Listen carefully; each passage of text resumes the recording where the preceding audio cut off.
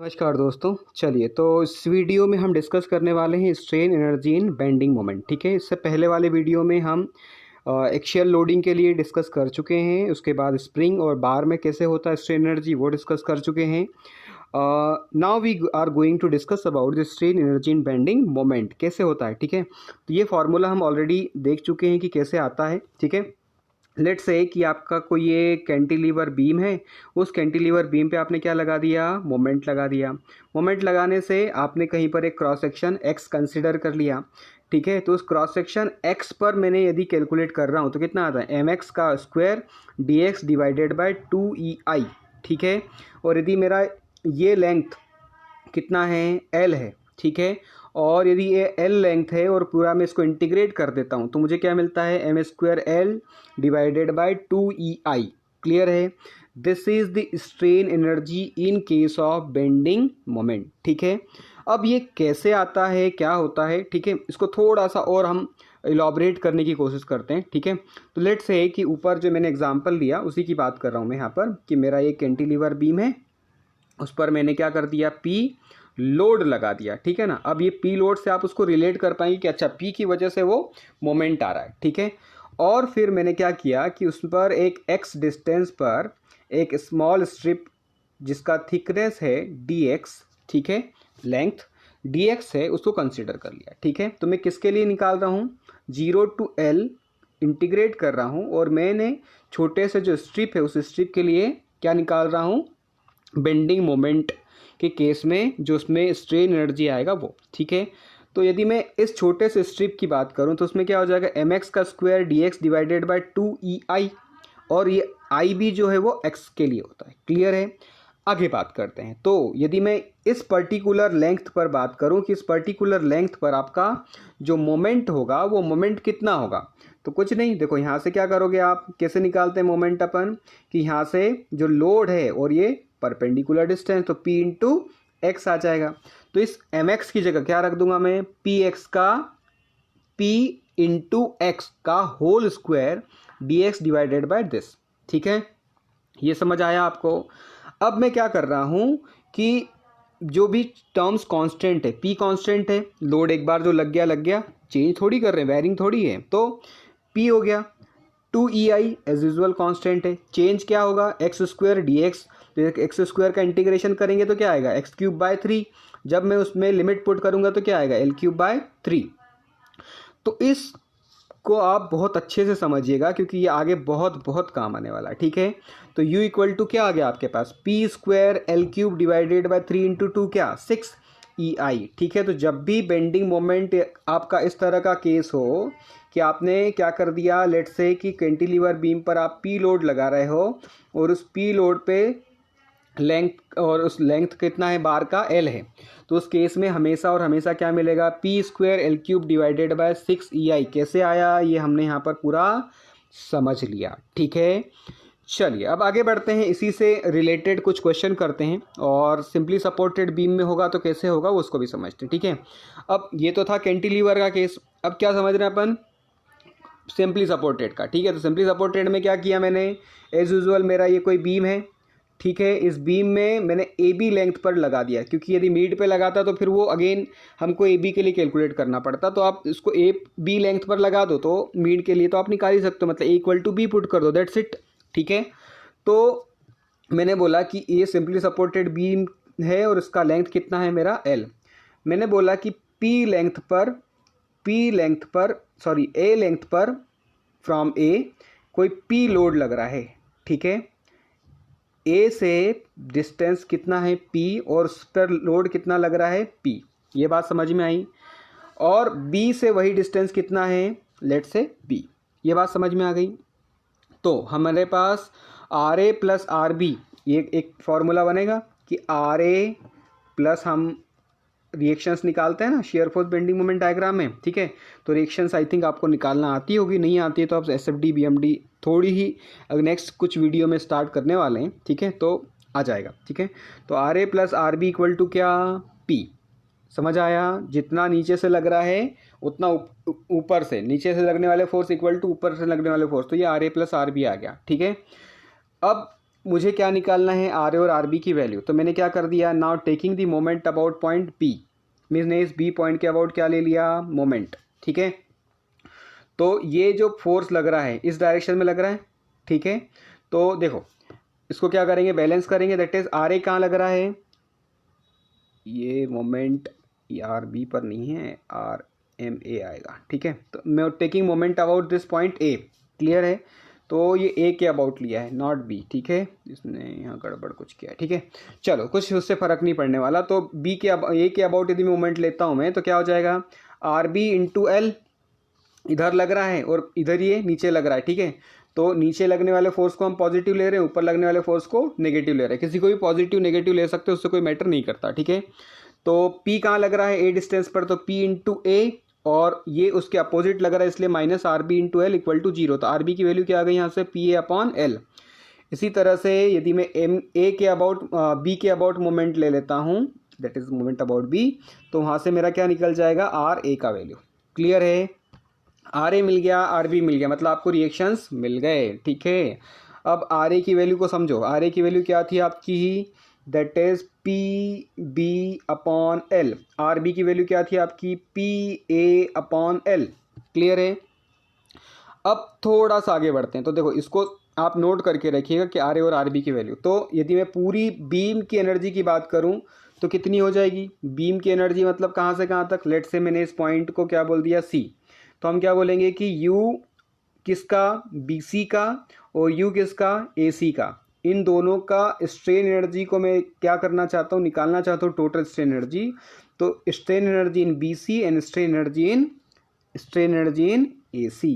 Clear है, आगे बात करते हैं। तो अब भैया देखो फॉर्मूला पता है अपने को, फॉर्मूला क्या है, P square L cube divided by 6 EI। जब भी आपका मोमेंट वाला केस आ जाए तो ये लगाना है आपको। ठीक है, पी की जगह क्या है, एक बार है मेरा आर ए और एक बार है मेरा आर बी। क्लियर है, तो बस ये आर ए और आर बी की वैल्यू उठा के आपको रखना है, दैट्स इट। तो यू बी सी में क्या कौन सा आएगा आपका, आर बी आएगा लोड। ठीक है, तो आर बी कितना है, पी बी अपॉन एल का whole square into A cube divided by 6 इसी तरह से यू ऑफ ए सी में कितना हो जाएगा, पी ए अपॉन एल का whole square into B cube divided by 6 जब मैं इसको सॉल्व करने जाता हूँ तो सॉल्व करने पर मुझे ये मिलता है। तो यू इक्वल टू क्या आ गया, W square A square B square divided by 6 EI L. ठीक है, be noted to be here. ठीक है, क्योंकि जब मैं इसको डिफ्लेक्शन में करूँगा, ठीक है, तो वहाँ पर इस मेथड का मैं यूज़ करूँगा। ठीक है, मतलब ये फार्मूले का यूज़ डायरेक्टली कर सकता हूँ मैं। ठीक है, तो आपको एटलीस्ट इसके बेसिक फंडामेंटल्स पता होना चाहिए। आगे बात करते हैं कि यदि मैंने केवल क्वेश्चन लिया नेक्स्ट कि देखो यहाँ पर ये कोई बीम था आपका, तो और इसको दे दो लेट से ए, ये है मेरा बी, ये है मेरा सी, ये है मेरा डी, और यहाँ पर है मेरा ई। ठीक है, चलो तो ये मेरा कुछ पॉइंट हो गए, A B C C D और डी। ठीक है, तो मैंने सबकी स्ट्रेन एनर्जी को क्या कर दूंगा, सम कर दूंगा। That is U of A B इस वाले के लिए, यू ऑफ बी सी अगले वाले के लिए, यू ऑफ सी डी उसके अगले वाले के लिए, यू ऑफ डी उसके अगले वाले के लिए। क्लियर है, तो इन सब की स्ट्रेन एनर्जी को निकालूंगा और कैलकुलेट करूंगा। ठीक है, तो देखो मोमेंट के लिए मतलब बेंडिंग मोमेंट के लिए अभी देखा अपन ने, तो यहाँ पर इस ए बी के लिए बात करें तो ए बी में कितना मोमेंट लग रहा है, केवल 2m लग रहा है।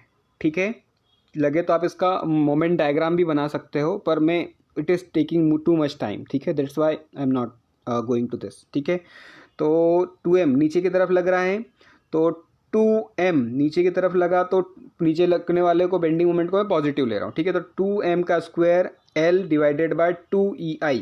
क्लियर है, अब देखो 2m यहाँ तक लग रहा था, जैसे ही वो कहाँ पहुँचा, b पर, तो b पर अपोजिट साइड में लग रहा था, तो 2m माइनस 3m, तो कितना हो जाएगा माइनस का m, तो minus m square l divided by 2EI। ये किसका आ गया, u of B C. U of C D कितना आ जाएगा, देखो माइनस m इधर लग रहा है प्लस m इधर लग रहा है, तो क्या हो गया, जीरो, तो मोमेंट कुछ लग ही नहीं रहा है इसलिए जीरो आ गया।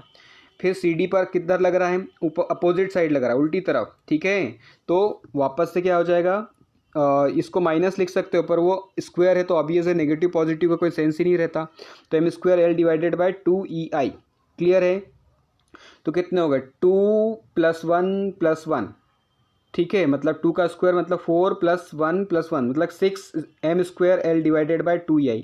तो 2 3 जा 6, तो 3m² L divided by 2EI। ठीक है, इस तरह के बेसिक क्वेश्चन पर आप ज़्यादा फोकस करिएगा। ठीक है, now we comes to this conceptual question. ठीक है, तो ये क्या कंसेप्चुअल क्वेश्चन है, कुछ नहीं, बड़ा सिंपल है। ठीक है, आराम से बनेगा आपसे। ये क्या बोलता है कि एक कोई बीम है आपका और उस बीम पर कोई एक इसेंट्रिक लोड यहाँ पे लगा हुआ है। कहाँ पे? यहाँ पी पे। ठीक है, मतलब ये पी लोड इसेंट्रिक है ए डिस्टेंस पे, और ये इसका क्या है? एक्सिस है। ठीक है, इस एक्सिस से कितनी दूर है वो? ए डिस्टेंस पर है। तो इसको सॉल्व करने के लिए हम क्या करते हैं? हमेशा हम इसको सॉल्व करने के लिए क्या करते हैं कि जो यदि मैं इस लोड को सेंटर पर शिफ्ट करना चाहता हूँ तो पी लोड किधर से? नीचे से। पी लोड कहाँ से? ऊपर से। ठीक है, तो देखो ये पी, ये वाला पी और ये वाला पी, ये दोनों पी मिलके क्या बना देंगे? मोमेंट। और ये पी कहाँ लग रहा है? नीचे। ठीक है, तो इसको यदि मैं इक्विवेलेंट डायग्राम बनाऊं तो कुछ इस तरह का बनेगा। देखिए पी एक्सियल डायरेक्शन में, डाउनवर्ड डायरेक्शन में लग रहा है, और यहाँ पर क्या लग रहा है? मोमेंट भी लग रहा है। मतलब यदि मैं इसका स्ट्रेन एनर्जी कैलकुलेट करना चाहूँ तो क्या आएगा? दो आएगा। क्या आएगा? एक एक्सियल की वजह से और दूसरा बेंडिंग मोमेंट की वजह से, मतलब मोमेंट की वजह से। ठीक है, तो यहाँ पर वही लिखा है मैंने कि U इक्वल टू क्या? Strain, total strain energy equal to U for by the axial load और U ड्यू टू मोमेंट। ठीक है, तो एक्सियल लोड की वजह से पता ही अपने को p² L divided bye 2AE आता है। इसी तरह से मोमेंट की वजह से क्या आता है? मोमेंट कितना लग रहा है? p इंटू ए का स्क्वायर डिवाइडेड बाय, तो मोमेंट मतलब m² होता है ना, तो m कितना है अपना यहाँ पे? p into A, directly value रख दी, p इंटू ए का whole square into L divided by 2EI। Clear है?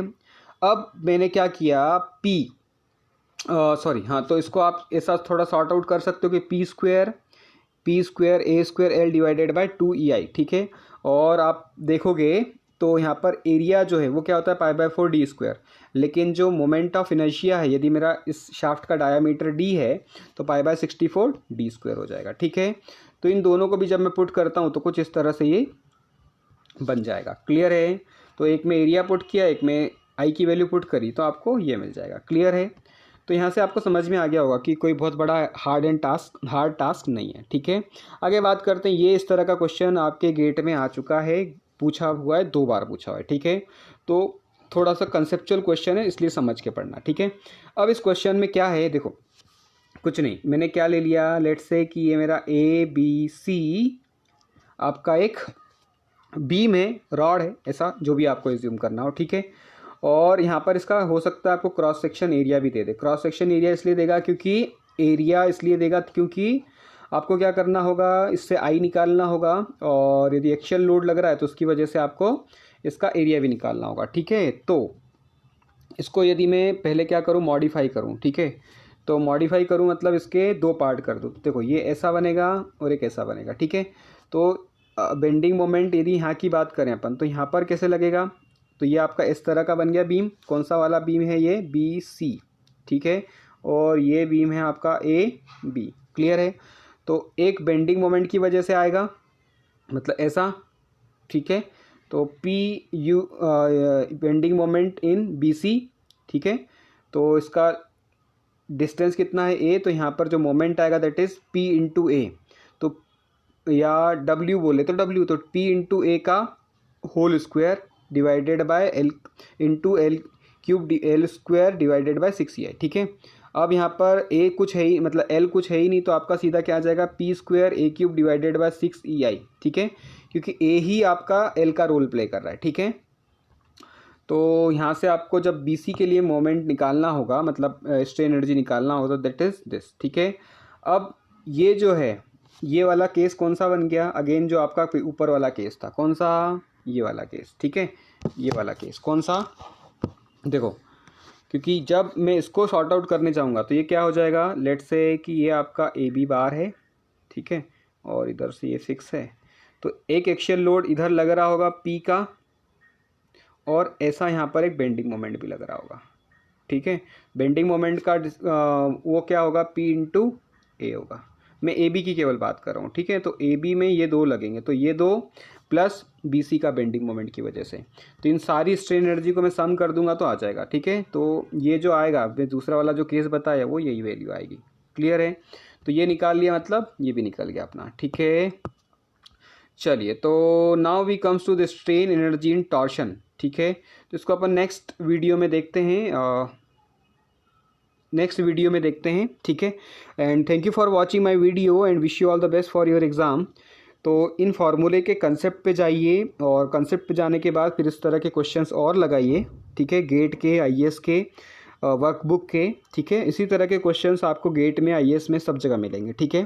तो इस तरह के बेसिक क्वेश्चन पे आप जाइएगा, ठीक है। Thank you for watching my video and wish you all the best for your exam. Thank you.